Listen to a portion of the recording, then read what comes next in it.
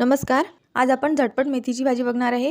भाजी बनवण्यासाठी सगळ्यात आधी या ठिकाणी मी एक जुडी मेथी तोडून आणि स्वच्छ धुवून अशी बारीक कट करून घेतलेली आहे। चला तर मग आपण भाजी बनवून घेऊया।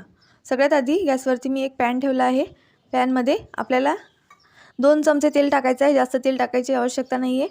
तेल छान गरम झालं की त्यामध्ये जिरे मोहरी टाकून घ्यायची आहे।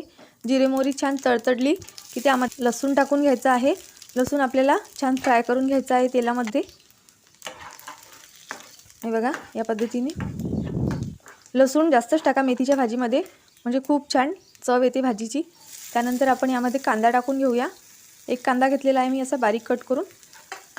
कांदा सुद्धा आपल्याला तेलामध्ये छान असा फ्राय करून घ्यायचा आहे। कांदा थोडासा नरम होईपर्यंत आणि थोडासा रंग बदलेपर्यंत आपल्याला कांदा असा मस्त परतवून घ्यायचा आहे तेलामध्ये। कांद्याचा आता तुम्ही बघू शकता रंग बदललेला आहे थोडासा। त्यानंतर आता यामध्ये आपल्याला हिरवी मिरची सुद्धा छान फ्राय करून घ्यायची आहे।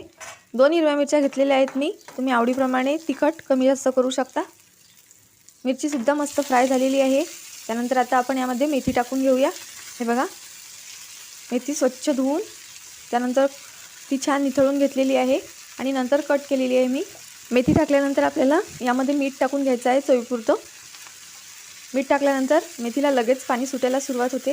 हे बघा या पद्धतीने मीठ टाकल्यानंतर आपल्याला हे छान एकत्र मिक्स करून घ्यायचं आहे। मेथी परतवून घ्यायची आहे मस्त। त्यानंतर आता याला पाणी सुटायला सुरुवात होते मेथीला, आणि त्या पाण्यामुळे त्याच्यामधील देठं वगैरे शिजून येतात।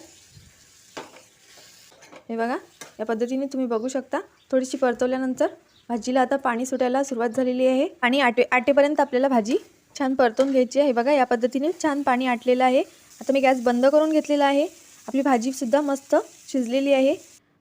तुम्ही बघू शकता जास्त वेळ सुद्धा लागत नाही। 5 ते 6 मिनिटात अगदी झटपट ही भाजी बनवून तयार होते।